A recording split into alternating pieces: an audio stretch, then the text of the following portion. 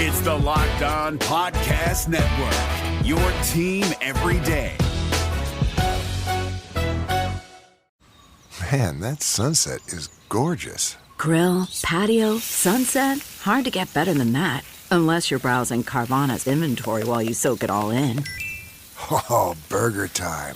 So sit back, get comfortable. Carvana's got thousands of cars under $20,000 just waiting for you. I could stay here forever. Carvana, where car buying meets comfort meets convenience. Download the app or visit Carvana.com today. Start clean with Clorox, because Clorox delivers a powerful clean every time. Because messes happen. Because... Hey, listen. Remember how you told me to toss those takeout containers before we left for vacation? And you were like, I'm serious. If that leaks over the counter, it'll be a slimy abomination by the time I get back. And I was like, yeah, of course. Don't worry about it. I won't forget. Well... Ooh, yeah, that happens. So start clean with Clorox. Use Clorox products as directed. Rinse after use if in contact with food surface. Ooh, baby. We got a jam-packed Tuesday episode of the Locked On Fantasy Hockey Podcast. And those playoffs are coming less than 3 weeks away. And we're taking a look at the top 10 most disappointing fantasy hockey seasons of the year. You're Locked On Fantasy Hockey, your daily podcast on fantasy hockey. Part of the Locked On Podcast Network, your team every day.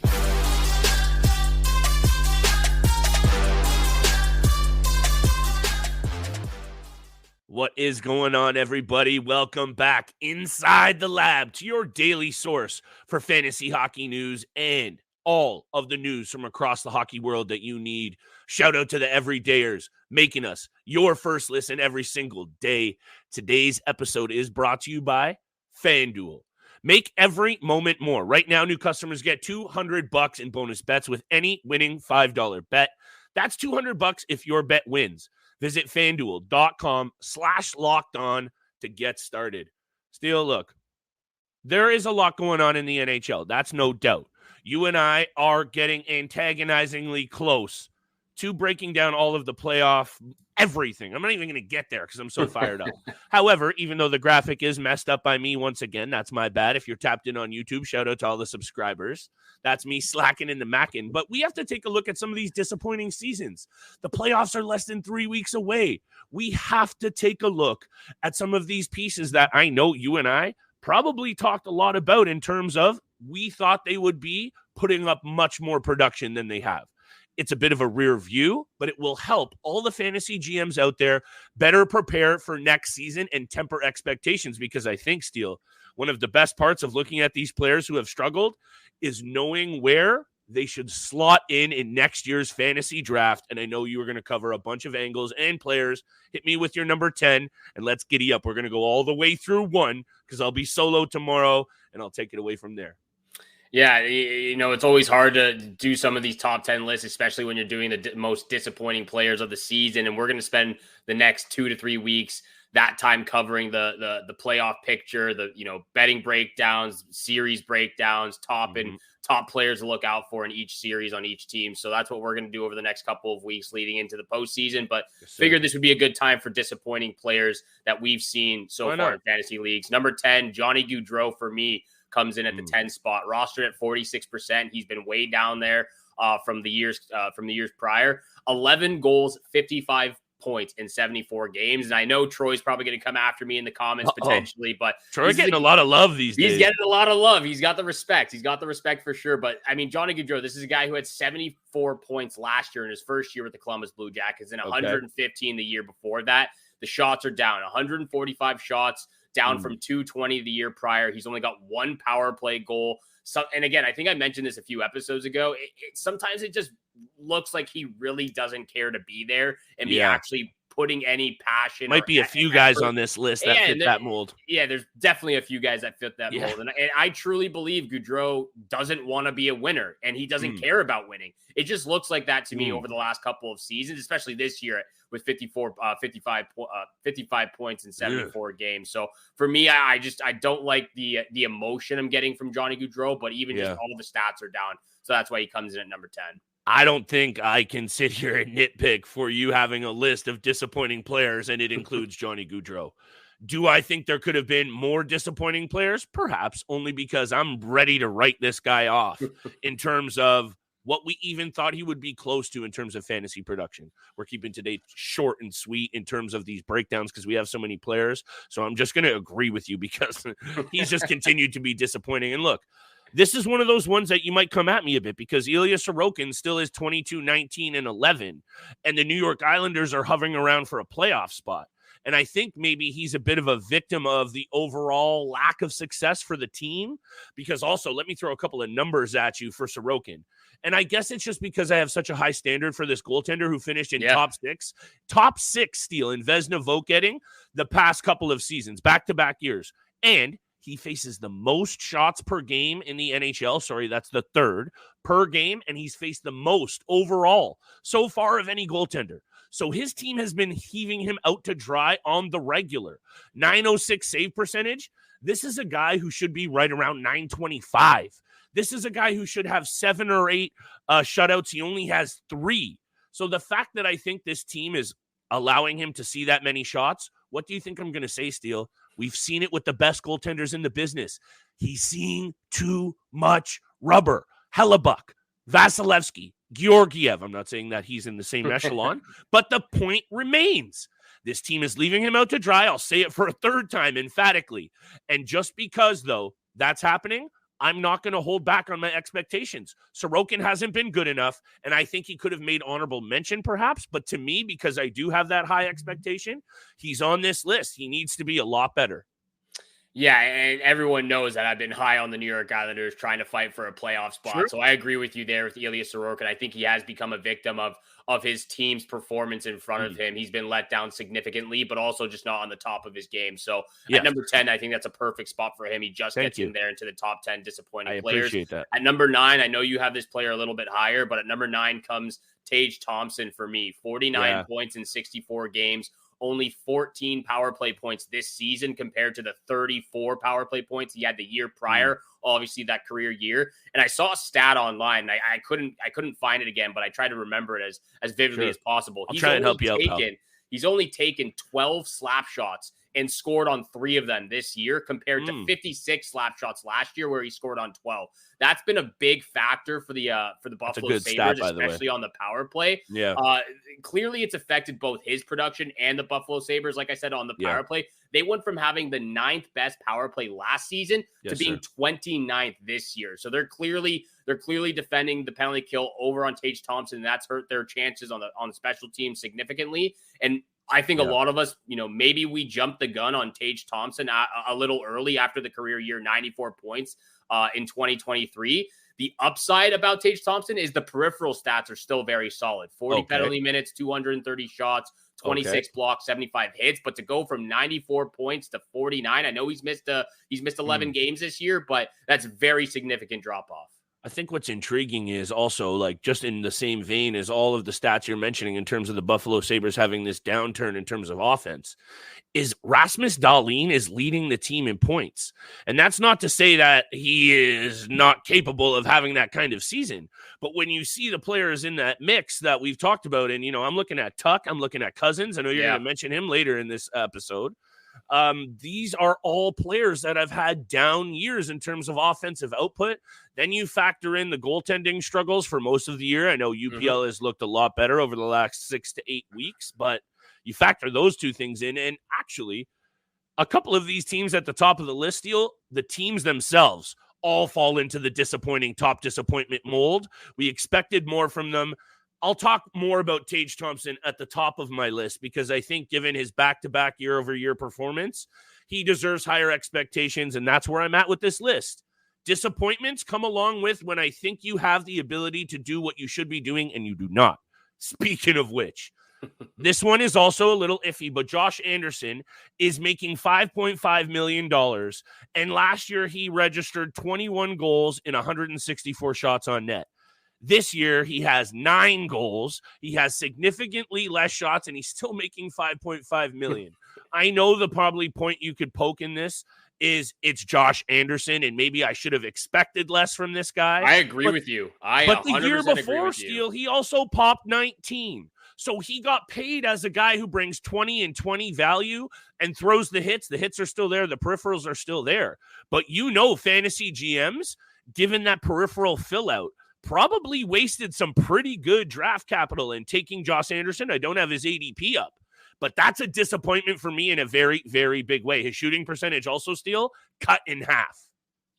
No, I 100% agree with you with Josh Anderson. He was he could have been on this list for me. I just had a few other names that made the cut instead of him, but I agree with you. I think the $5.5 million contract that he's making on AAV is one of the worst contracts in the NHL right now. It is. So it's up there it's probably top 5, maybe even top 3. There, we might get to a couple of bad contracts in this list for disappointing players. We're going to get to a lot of other players on this list. We got 8 through 1 continuing for this entire episode. Over to you, Flip. Thank you, sir. It's jam-packed. Shout out to Steele. We're getting intense, pal. But you got to be making your bets over at FanDuel Sportsbook. Today's episode is brought to you by FanDuel. The sports calendar is loaded, and FanDuel is making everything more exciting to get in on the action. Right now, new customers get that $200 in bonus bets with any winning $5 bet. That's $200 if you bet on the tourney, the MLB, NBA, NHL, and so much more. Visit FanDuel.com/lockedon to make your first bet a big win. FanDuel, America's #1 sportsbook. What's up, guys? Trey Matthews of Locked On Devils here, and let me tell you about Discover Credit Customer Service. Looking for an assist with your credit card but can't get a hold of anyone? Luckily, with 24/7 US-based live customer service from Discover, everyone has the option to talk to a real person anytime, day or night. Yep, you heard that right. You can talk to a real human in customer service anytime. Sounds like a real game changer if you ask me. Make the right call and get the service you deserve with Discover. Limitations apply. See terms at discover.com/creditcard. And thank you so much for making the Locked On Fantasy Hockey Podcast your first listen every single day. Are you watching Fox Sports or ESPN on your TV all day long? You have to turn down the volume with all that shouting. Make the switch to Locked On Sports today. Free 24/7 sports streaming channel program for you every day with the top stories, the biggest stories, without all the screaming. Locked On Sports Today brings you can't-miss analysis, opinions, news, streaming 24/7 on YouTube or the free Amazon Fire TV channel app. Part of the Locked On Podcast Network, your team every single day. Continue to hit the subscribe, the follow button, leave a 5-star review.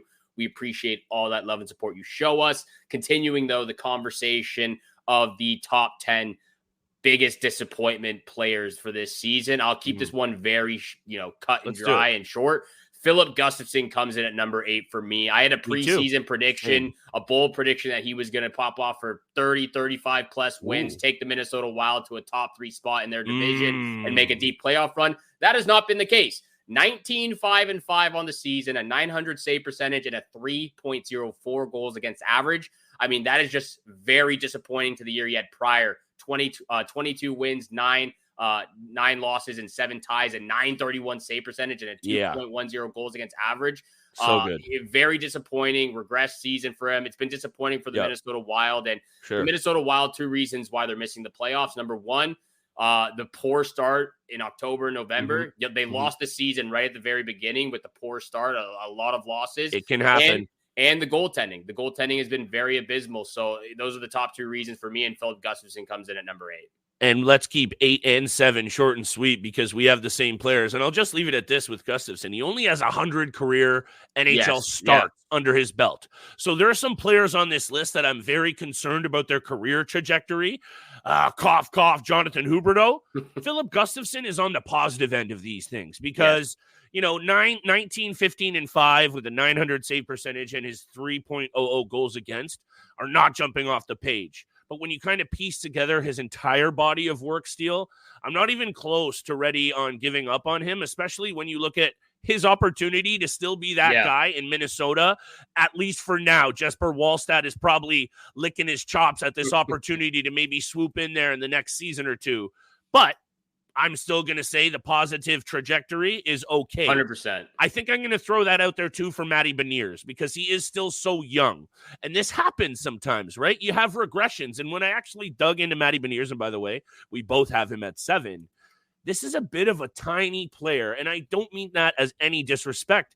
He's 6'2", but he's only 175 pounds. Yeah. I want to see this guy fill out his frame. And I know the NHL has changed, Steele, and I'm not here saying everybody needs to be a bruiser who crushes 12 tins after every practice. But at 21 years old, when he entered the league as a number 2 overall draft pick, let me just make sure that's right, number 2 overall draft pick, and he was basically a point-per-game player for that first, year or so of his career, and he wins the Calder. Again, expectations, it's disappointing this year that he has 12 goals and 32 points, not shooting the puck as much. He for sure has to be on this list. Do I again think, like Gustavsson, he might have the ability and all the time in the world to pick his career back up? 100%. But this year, big-time disappointment from Matty Beniers. Yeah, all the peripheral stats are down, going from 57 points in his rookie campaign to 32 points. I know there's still a few games left in the season, but it's been very insignificant. And I think just like Tage Thompson with the Seattle Kraken team and maybe even Matty Beniers, we got caught up in that glorious turnaround in their second year in the NHL where they made the playoffs. He had 7 points in 14 playoff games, by the way, as well. So he looked not out of place in the postseason. Exactly. So I think we just got caught up in the glorious turnaround from the Seattle Kraken their second year in. And I think looking back at it, we should have all probably seen this as a conclusion for the Seattle Kraken when they drafted their team in 2021. I mean, comparing the draft from Seattle to Vegas, just completely different ends of the spectrum there. It worked out for Vegas. It worked out in the second year for Seattle, but it doesn't look like it's working or it's not working this year. And honestly, if it weren't for Joey Decord's crazy run, they might even be further down the standings. So it's been a fairly disappointing season for Matty Beniers. They've had significant injuries, but it could have been a lot worse for Seattle. At number 6 for me, I've got Dylan Cousins, another Buffalo Sabres guy, a guy who I was talking a lot about in the preseason drafts, the mock drafts, what the expectations were for the entire Buffalo Sabres team. He dropped from 31 goals to 15, went from 68 points to 42, only has 2 power play goals, 10 power play points total. The shots, the blocks, and the hits, they're still hitting, just like I was talking about with Tage Thompson as well, but just a very significant drop-off for a lot of the Buffalo Sabres players. We talked about it. It's a very young team. They're still developing their chemistry. They're still developing their own game right now. Especially the goaltending with UPL and Devin Levi. Those are 2 young goaltenders right now who are just getting their chance starting in the NHL. So, I mean, we expected big things from Buffalo. It didn't turn out that way. And just like the Ottawa Senators, and we're going to talk about a few of their players, they could be a very dangerous team in a year or 2 time. I'm going to agree there. You and I had a little bit of differing opinions in terms of where we pecked them coming into the year. However, Dylan Cousins, I'm going to say, at 23 years old, much in the exact same breath of what we were just talking about, 42 points. And I'm not even going to disagree with you for 1 second because I think my expectations were that high. Honorable mention for me. We can't nitpick it. But I think he can have just as good of a year as he did last year. Next season, he can step right back in. Tage Thompson's higher on my list because I'm not as certain. He had, and I'll get to Tage Thompson right now, and we'll get it out of the way because we're keeping it short, Steele. 145 regular season games for the start of Tage Thompson's career. He had 18 goals. Then he registers 85 over the past 2 campaigns. That's the kind of track record that is uncertain for a player who's at his age. Whereas Dylan Cousins, it kind of makes sense that he has this slow kind of progression. That's all I need to throw out there. Not going to disagree with you. Number 6 for me, Steele. Is that where I'm at? I'm all over the place. Number 6. Number 6. Come on. We can't have this list and not have Jonathan Huberdeau on here. Jonathan Huberdeau has pulled the biggest 180 in terms of fantasy production. And I don't, look, this could probably happen in a lot of players that are kind of at the 45, 55 point mark. And then they go down to like 10 or 15 or 20 and you don't really notice it. This man led the NHL in assists and had multiple 60, 70 point seasons and is now regressing to the point where I don't even know if he likes to play hockey, Steele. And no, seriously. And this has been well documented. He went from being a perennial all-star to now he's minus 25. It's bad. And he's going to finish with his lowest point total since becoming a player that had that all-star caliber. I don't know what's going on with Huberdeau. He could have probably been higher on this list. For me, he's at 6, and it's just obvious. I have to say it. What happened here, Steele? Because I don't know. Well, we've seen it from a few players, like I just talked about. We saw it with Johnny Gaudreau when he went from Calgary to Columbus. We're seeing it with Jonathan Huberdeau. Jonathan Huberdeau now with Calgary, and it's happened for a few other players as well. It just seems like Pierre-Luc Dubois will definitely be getting to him. I have Jonathan Huberdeau a little bit higher on the list, and I'll get to him in the top 3. In the top 3 positions for me. At number 5, before we get to break real quick for myself, Jacob Chychrun comes in at number 5. And I know we have a few Ottawa Senator players here, but Jacob Chychrun comes in at number 5. Okay. And I said this before, I'm going to say it pretty much verbatim. He has been an anomaly to me at this point. He's 25 years old. The ceiling is so high for this player, but it seems so far out of reach as well. Again, verbatim from what I talked about him, I don't know, a couple months ago. First 30 games of the season, he had 24 points. He was 0 on the plus minus and 14 penalty minutes. The next 26 games after that, he had 6 points, a minus 15, 32 penalty minutes. And over the last 17 games, only 6 points as well. He has 36 points total on the season.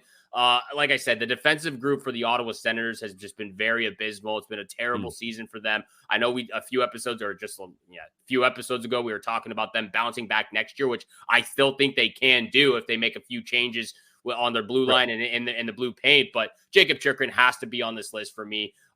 He comes in at number 5. Yeah, I guess I was just looking at this player a lot differently from you, although Ottawa needs to be spoken about as a collective group in terms of they should be. So I'm here for it. I just see so many more disappointing seasons from Chychrun. It's also Chychrun. It's also interesting that he did so much better under DJ Smith. Yeah. And then, Jacques Martin comes in and it was a stupid firing. It was a stupid firing. You just mentioned it, though. You could see the drop off in the man's numbers almost immediately. It's been the tale of two halves. However, look, it is what it is. Why don't you take us to break? Because I got my 5th player ready to rock. It's going to be a short one, 5 through 1, giddy up, and we have it all ready for you after this commercial break. Right after the break, today's episode is also brought to you by Sleeper. It's the final stretch of the regular season, and teams are battling for position in all 4 divisions. Regardless of where you are in the current standings with your favorite team, I want to remind you that you can win big by playing daily fantasy hockey on Sleeper, the official daily fantasy app of the Locked On NHL Network. Sleeper is our number 1 choice for daily fantasy sports and especially daily fantasy hockey, because with Sleeper, you can win 100 times your cash in daily fantasy hockey contests. But it's not just hockey, people. NFL, NBA, MLB, CFB on the Sleeper app. Entries can be made in under a minute, and all you have to do is pick whether studs like Hellebuck, McDavid, Ovechkin, Crosby, Makar, if they will record more or less than their sleeper projections for things like goals, assists, saves, plus minus, and more in a given game. To win a 100-time bet on Sleeper, you need to correctly predict the outcome of 8 player stats. You heard me, Locked On Fantasy Hockey fans. You can win 100 times your money playing daily fantasy hockey with Sleeper. So start paying attention and nail your pick so you can start winning big. Use promo code LOCKEDONNHL and you'll get up to a $100 match on your first deposit. Terms and conditions apply. That's code LOCKEDONNHL. See Sleeper's terms of use for details and location availability. At Amica Insurance, we know it's more than just a house. It's your home, the place that's filled with memories.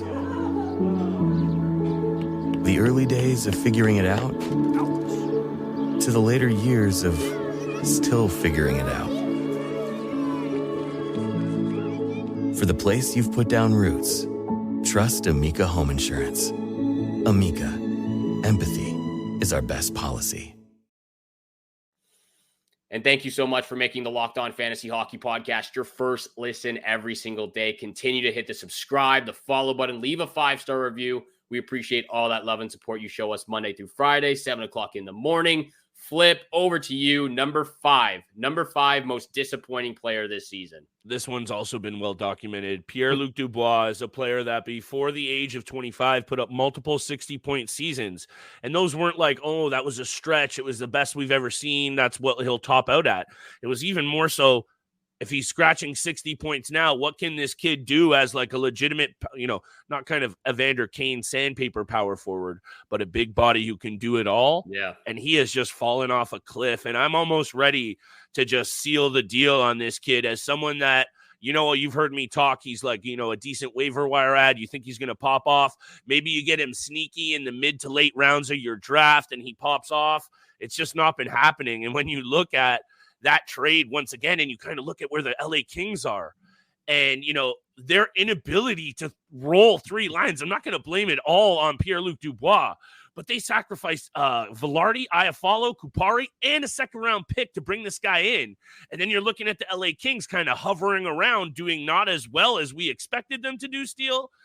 This Pierre-Luc Dubois situation could go from bad to ugly for GM Rob Blake in LA, and he for sure is a top 5, again, disappointing player. By the way, Kevin Cheveldayoff looking like an absolute genius. Even with Velarde out, Kupari, we're uncertain.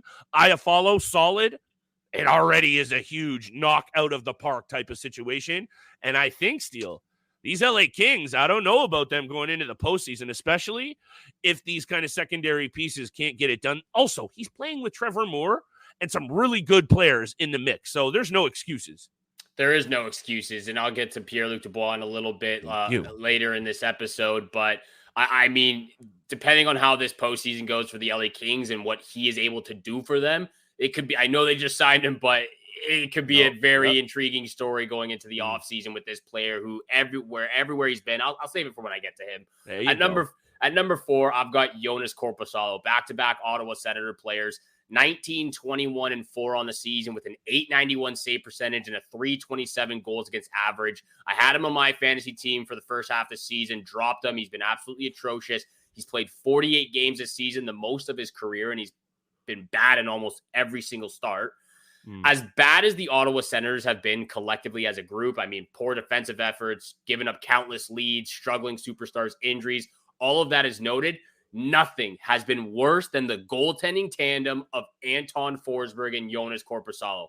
15 times the Senators have allowed a goal on the first or second shot of the game. And that was 4 weeks ago. That's bad. It might be closer to 20 now at this point in the season. And I want to end it in preface by saying this lastly. Whoa. The Ottawa Senators are 12 points back of a playoff spot right now. Okay. They could potentially be fighting for a wild card spot if they had better goaltending. And I know they've been bad all around, offensively, defensively, goaltending. If they had even an ounce of better goaltending, they could actually be potentially fighting for a wild card spot right now. So a lot of this blame goes on the 2 goaltenders right now. I can't disagree. Also, and look, I'll save this breakdown for the Ottawa Senators, who I have higher on this list. Let me just leave it at that because I agree with what you're saying. Number 4, Timo Meier. Before the last 15 or so games, 15 or so games, he only had 10 goals through 46 games to start this season. I know he was a little banged up, and he's really picked it up over his last 15, registering 20 points and 13 goals. If not for that last little pickup steal, this is looking like one of the biggest reasons the New Jersey Devils are where they are. And, you can say, Dougie Hamilton and injuries to key pieces. But in terms of the guys who have been on the ice for the most part of the season, Timo Meier is a huge disappointment because he is one of those fantasy darlings that you kind of look at. And you may have invested in him quite highly. And right now, if you manage to make the playoffs and he's doing what he's doing, you're probably not even worried about it because who cares about that first half? But there'll be fantasy GMs out there who missed. And his slow start, and not just a couple of weeks, I mean a couple of months, would have had a big deal to do with that. He was a big piece at last year's deadline. And to me, given my expectations, and I know that's one of the things I keep saying, he is one of the biggest disappointments. And at number 3, since we've talked about him, I'll just get it out of the way. It's Tage Thompson, and it's for the exact reasons I talked about. But hit me with your take on Meier. Timo Meier, he probably should come in at number 3 for me. However, I went with a different player, and it's more just because of, again, I understand coming off a very significant injury, coming off, his minutes are down, and I'll talk about that player. But I agree with Timo Meier. It's been the entire team with the New Jersey Devils has been disappointing, and that's been a significant part. And even with Jack Hughes with the injuries, Dougie Hamilton getting injured, it's just been a very chaotic season for New Jersey. And having Timo Meier not producing at the best of his ability, at least on a, other nightly basis, because I know Jack Hughes is going to do his thing every single game when he's playing. Timo Meier has been a significant part along with the goaltending. So he probably should be at number 3 for me. At number 3, I just put him in here because I felt like I had to. Connor Brown comes in at number 3 for disappointing players. Nothing of significance fantasy-wise. I think like Connor Brown could have been a very sneaky pickup if he was actually producing. But again, I don't know about this one, Steele, but I'm going to let you go. He's coming off of significant injury. Played 4 games last year with Washington. I understand it. He comes over to Edmonton, though. Sure. He's supposed to be playing with Connor McDavid. He's supposed to be playing on that top, at least in the top 6 group. And he doesn't score his first goal until the 55th game of the season. He's got 9 points in 61 games. I know he's been a perennial 35 to 40 point player a season on the high end. Sure. I thought that's what he would be shooting for. At least, expectations would be like that with, again, playing in the top 6. But I just felt like I had to put Connor Brown in here because he didn't score his first goal until the 55th game. But again, nothing of fantasy significance with this player. I think it would have made a whole lot more sense if this was the kind of like top 10 disappointments coming out of the draft, because I know Connor Brown was one of those sexy, attractive ads for going to play up in the top 6 in Edmonton. But for me, it's just like he doesn't crack the list because of all the other really good players 100%, who have disappointed. But Erik Karlsson, and this one's the shortest one I need to say, 101 points a year ago. He's at 47. There's a possibility he doesn't even get 50. Last year, he was playing with the Sharks.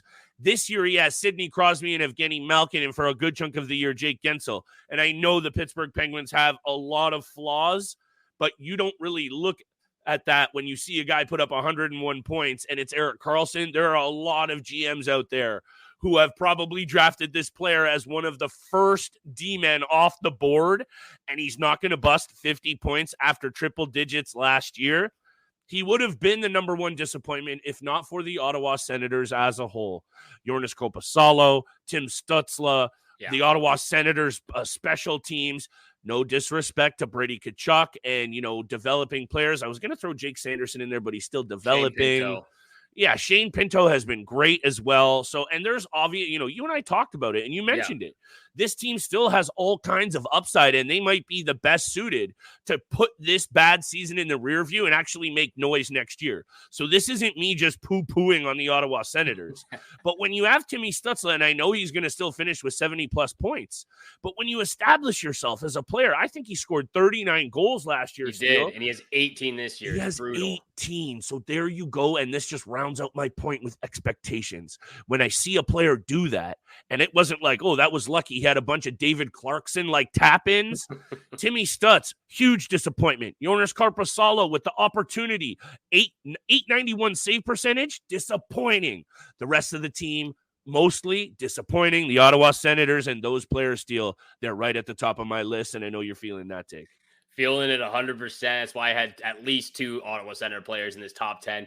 This is where I think I'm a little bit shocked with your placement of top 10 players right now. And I'm not going to hate on it whatsoever, but I'm surprised. I'm surprised that you don't have Jonathan Huberdeau and Pierre-Luc Dubois number 2 and number 1, because I have Huberdeau number 2 and Pierre-Luc Dubois number 1 for they for did 2 the same guys thing last year, though. That's why. Like I expected them to be better, but a lot of these players are coming off of heaters. Those two players are coming off of when you have 2 players, one who's making $8.5 million, that's another wild. wgoing making $10.5 million. Yeah, true. Again, good point. 55 points for Jonathan Huberdeau was very significant, but there was a lot that going into this season with the group that they had, and I get very chaotic couple of seasons, couple of years for the Calgary Flames. No to go from 55 to what is he at now? 45, 46? Yeah, and he's got a minus 25 rating, and he's just looking like he's lost. It does, like you said, it doesn't look like he even knows how to play right now. He's not the playmaker he once was when he was in Florida. He's not even shooting the puck on net. And I understand it's a completely different team now, but that's a huge regression, even to go from 115 to 56 down to 44. Sure. And I know there's still a couple games left. Sure. Pierre-Luc Dubois has to be number 1. I think that's what I'm most shocked about is a guy who had 60 points last year, 60 points the year before that. He's been 60 points throughout his career. Seems to have a bad attitude whichever team he goes to. And just like you said, Rob Blake is going to be like losing his mind at this player if he hasn't already lost it. So for me, Pierre-Luc Dubois, again, making $8.5 million, just over 30 points. has been up and down. He's played a lot of minutes on the fourth line, a lot on the third line. I mean, that's been a huge player, a huge regression for the LA Kings and PLD. I can't deny those, like the argument you're trying to make. I guess, again, just me personally, seeing what I've seen from him, my expectations weren't as high. So for me, I wasn't going to be drafting him nearly with as much investment. Ergo, this disappointment isn't as large. Is it still big? Does he still deserve to be at 5 or in that top 5? I'm with you. And, look, subjective list. The main point is what we said off the top. Be wary of what you're doing with these players next season. You just have to maybe do a double take and dig into these numbers a little bit more. Also, who knows where these guys are going to be come next season, Steele? Yeah, I think the only guy that I'm not worried about on this list as significantly as the other guys is or I guess two guys. Yeah, no, I'll say one guy, Tage Thompson. I think that's the only guy I'm not worried about. Okay. I'm not too worried about because of what they have going for them. Just like the Ottawa Senators is a very young team. Yeah, okay. Prospering. Even though it's a huge regression, and I completely agree with you, I'm not too worried about it because, again, the blue line is going to be absolutely elite with Bowen Byram there now, Rasmus Dahlin, Owen Power, Matthias Samuelsson. Sure. Hopefully Dylan Cousins bounces back. Hopefully Tage Thompson bounces back. But that would be the only guy I'm not too worried about. Everyone else, they're dead. They're dead to me. They're done. I've never drafted them whatsoever. Tell me how you really feel. That's the top 10 disappointing list. Let us know who you would have in your top 10, who we got right, who we got wrong. Let us know in the comments down below on the YouTube channel. Thank you so much for making the Locked On Fantasy Hockey Podcast your first listen every single day. Once again, hit the subscribe button, hit the follow button, leave a 5-star review. We appreciate it. Thank you again so much for tuning in for today's episode with Flip and I.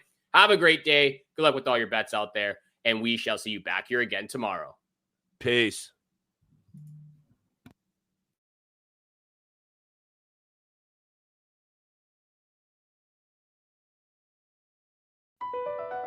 BP added more than $70 billion to the U.S. economy in 2022. Investments like acquiring America's largest biogas producer, Archaea Energy, and starting up new infrastructure in the Gulf of Mexico. It's and, not or. See what doing both means for energy nationwide at bp.com/investing in America. Who doesn't love a classic chocolate chip cookie? Famous Amos has been making them since the 70s, 1975 to be exact.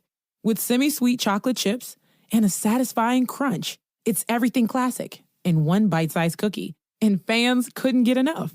That's right. You'll find our original recipe, the one you know and love, in every bag of Famous Amos original chocolate chip cookies. Find Famous Amos anywhere you buy your favorite snacks. Whether you're a morning person or a bedtime procrastinator, everyone deserves a mattress that works for their style. And you'll find the best mattress for you at Ashley. The new Temper-Adapt collection at Ashley brings you one-of-a-kind body-conforming technology, making every sleep tailored to be your best. The collection also features cool-to-the-touch covers and motion absorption to help minimize sleep disruptions from partners, pets, or kids. Shop the all-new Temper-Adapt collection at Ashley, in-store or online at ashley.com. Ashley, for the love of home.